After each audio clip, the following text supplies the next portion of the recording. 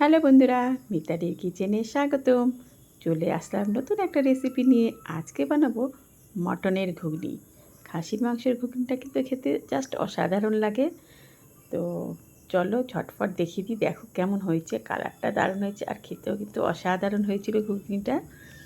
তো কেমন করে করলাম তোমরা তো অনেকেই জানো ঘুগনি করতে, তবু আমি আমার মতো করে তোমাদের একটু দেখাবো। তো দেখো, প্রথমেই মটরগুলো আমি ওভারনাইট ভিজিয়ে রেখে দিয়েছিলাম।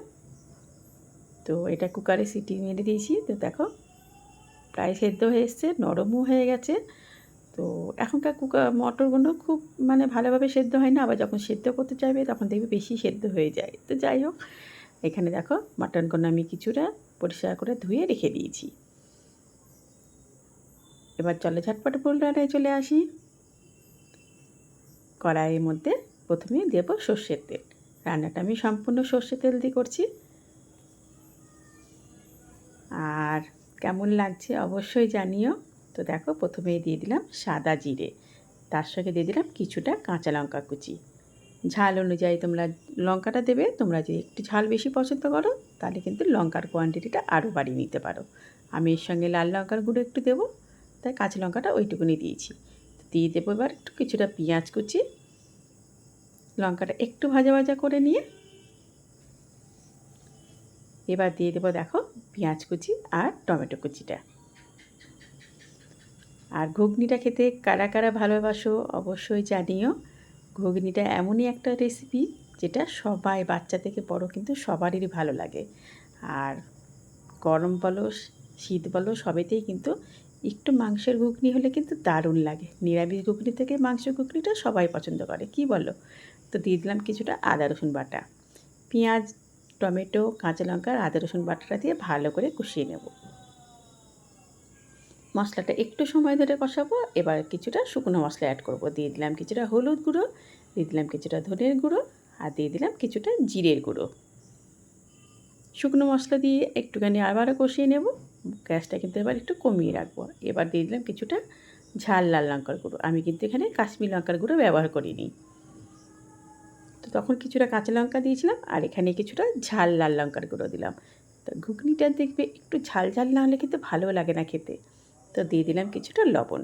তো আমার রান্নাগুলো কেমন লাগছে অবশ্যই জানিও। আর নতুন বন্ধুদের অনুরোধ রইল, প্লিজ একটু চ্যানেলটাকে সাবস্ক্রাইব করে দিও। যদি ভালো লাগে তাহলে সবার মাঝে ছড়িয়ে দিও শেয়ার করে। এবার কিন্তু আমি মটনগুলো দিয়ে দিলাম।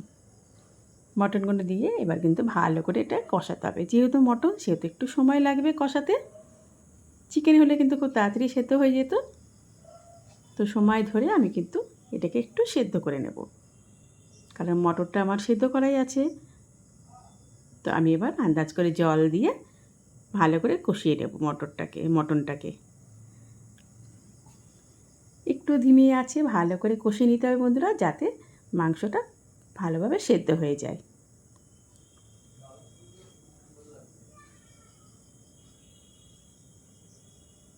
তোমরা অনেকেই লেখো, অনেকেই কমেন্ট করো রান্না করে আমার ভালো হয়, তার জন্য আমার কিন্তু খুবই ভালো লাগে নতুন নতুন রান্না নিয়ে আসতে তোমাদের মাঝে। তো দেখো আমার কিন্তু কষানোটা একদম কমপ্লিট হয়ে গেছে, তেলও ছেড়ে গেছে।